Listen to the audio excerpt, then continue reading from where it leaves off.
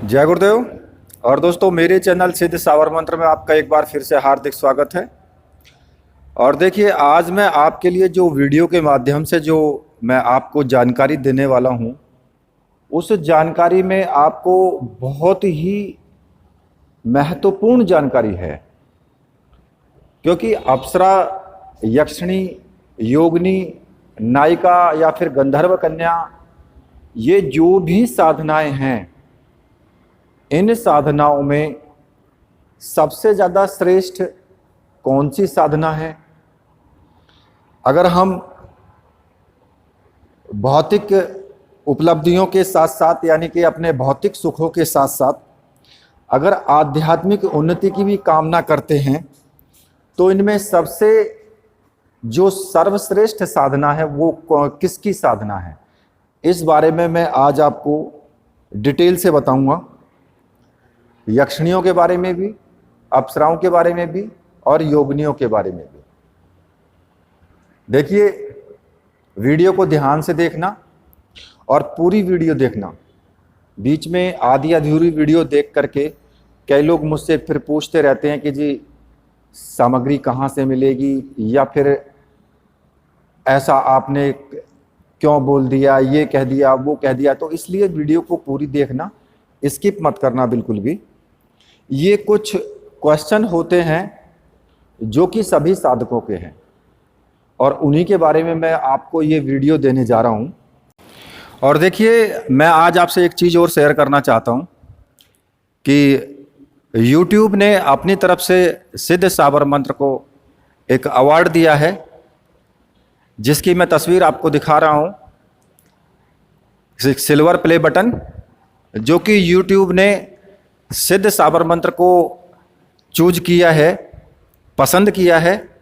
और ये silver play button अपनी तरफ से अमेरिका से भेजा गया है। तो ये आप सभी लोगों की प्रेम और आप सभी लोगों की जो सहायता है, उसी का परिणाम है। क्योंकि आप सब लोग जुड़े हुए हैं चैनल से, आप सब लोग अच्छे अच्छे कमेंट करते हैं, तो इसलिए ये चैनल आगे ऊपर ग्रोथ कर रहा है। और YouTube ने इसीलिए इस चैनल को सम्मानित किया है। तो ये इसीलिए मैंने आपको ये सब शेयर किया है कि जिससे कि आपको भी खुशी हो, और मेरे विचार से जो अच्छे दिल के व्यक्ति हैं, जिनके आचरण अच्छे हैं, उन व्यक्तियों को खुशी भी होगी। तो देखिए, जो अप्सरा होती है या यक्षिणी होती है या फिर योगिनी होती है, ये शक्तिशाली इतर योनि इनमें कौन सी है?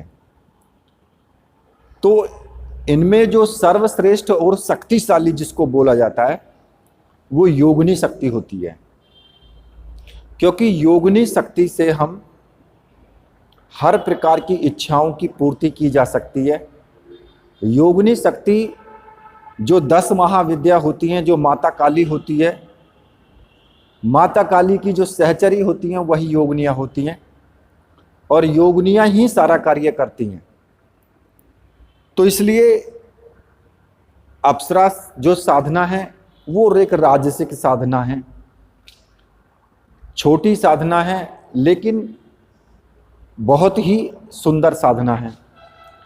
यक्षिणी साधना जो होती है थोड़ा तीव्र होती है, लेकिन ये भी अच्छी ही साधना है। इनमें भी जहां बात आती है अब यक्षिणियों की, अप्सराओं की, तो देखिए, साधना जो होती है वो सभी श्रेष्ठ हैं अपने आप में। जब भी कोई हम साधना करने लगते हैं, तो हम जो साधना करते हैं वो श्रेष्ठ ही होती है। श्रेष्ठ किस लिए? कि जब हमारे मन में कोई चीज़ बस जाती है, हमें जो चीज़ अच्छी लगने लगती है, तभी तो हम उस चीज़ की कामना करते हैं।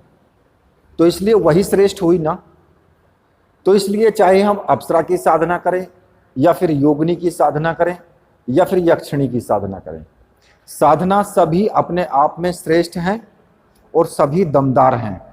ऐसा कुछ नहीं है कि एक साधना कमज़ोर होती है या एक साधना ज़्यादा शक्तिशाली होती है या फिर एक साधना कुछ कम शक्तिशाली होती है।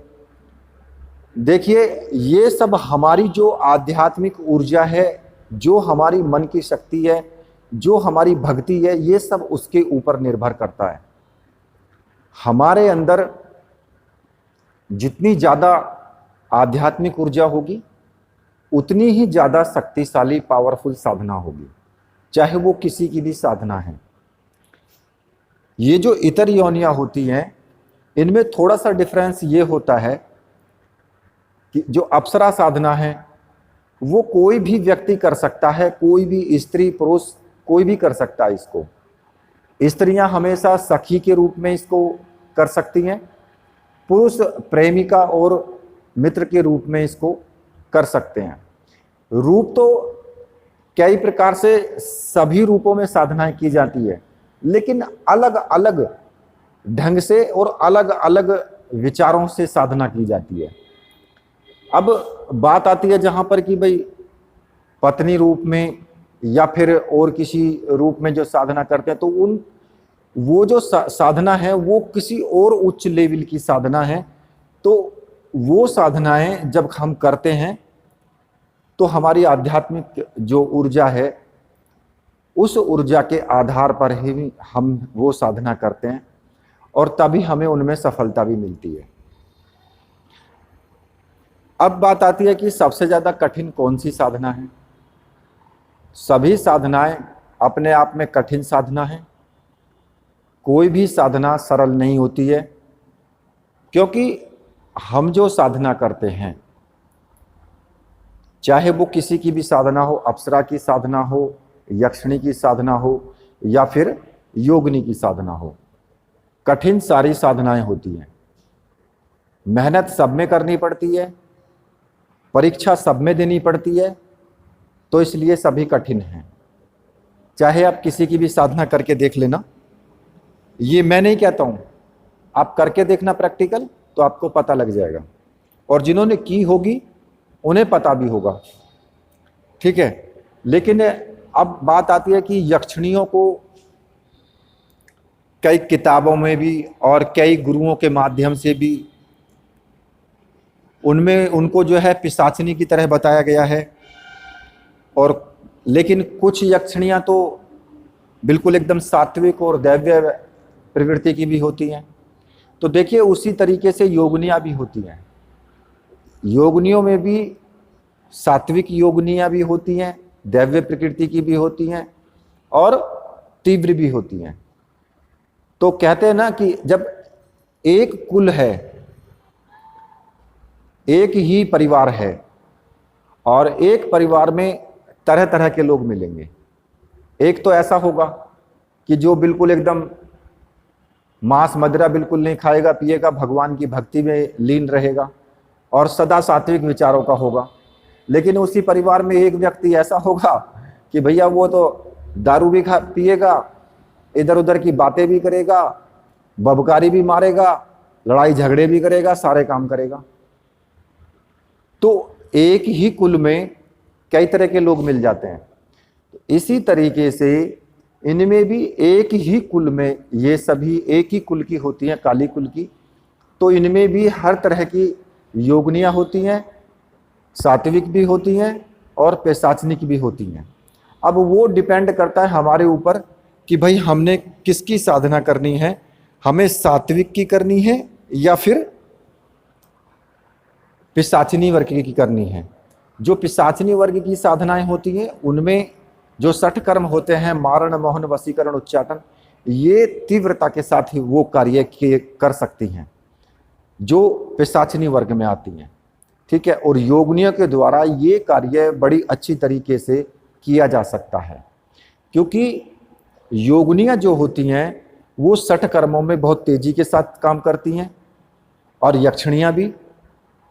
और जो योगिनी हैं उनसे हम एक तरीके से जैसे महाविद्या की साधना करते हैं उसी लेवल की साधना होती है। ये जो योगिनियाँ होती हैं वो भी बहुत ज़्यादा ताकतवर होती हैं।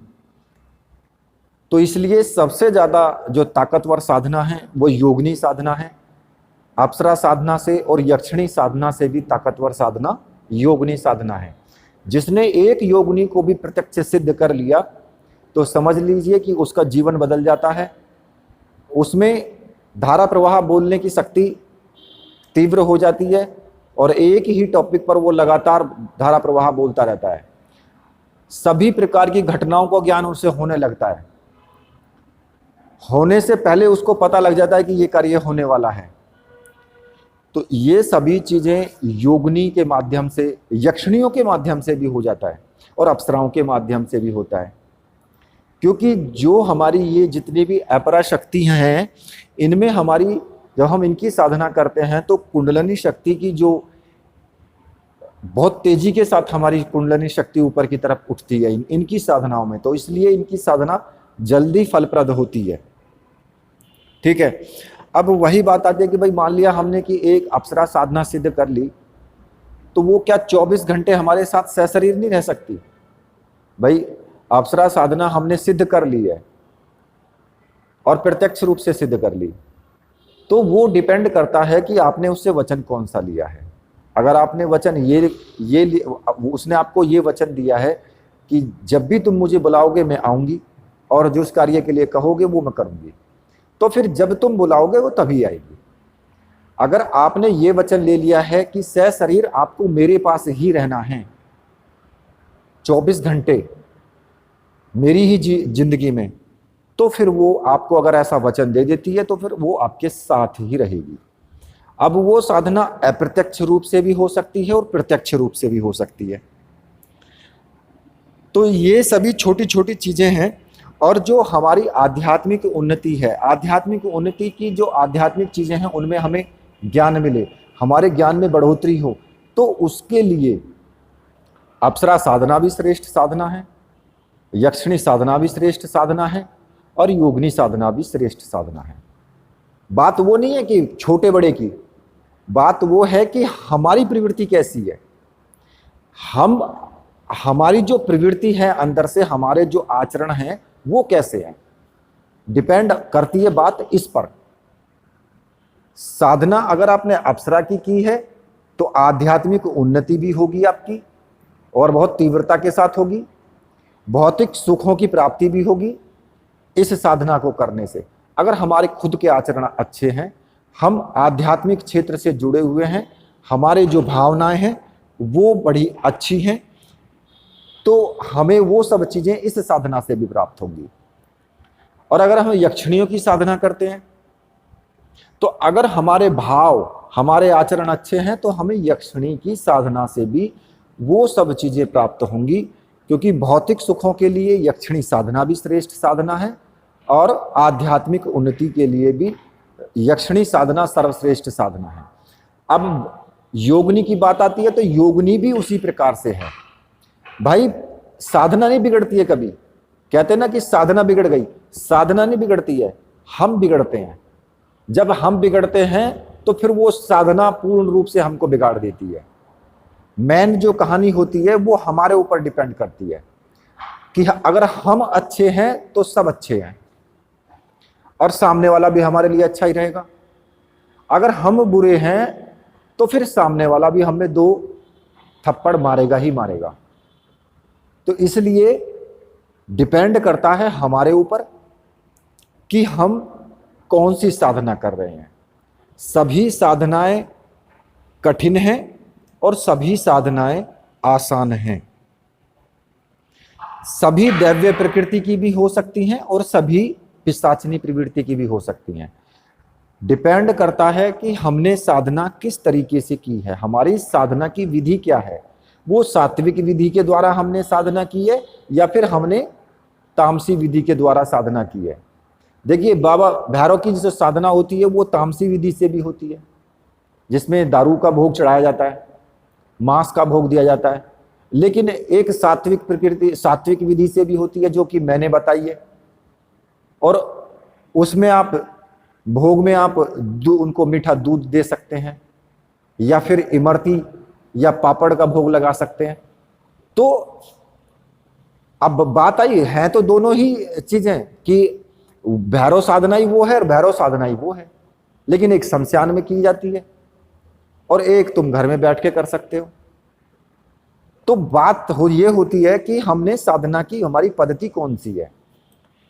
तो इसलिए सभी साधनाएं अच्छी हैं और सभी साधनाएं उन्नति के लिए सर्वश्रेष्ठ हैं।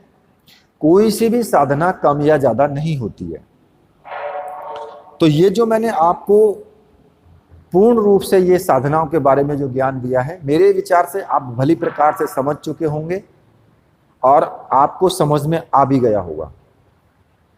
तो इसी के साथ अब मैं वीडियो को यहीं पर समाप्त करता हूं। तो मेरे साथ बोलिए, बोलिए वीर बजरंगबली हनुमान जी महाराज की जय।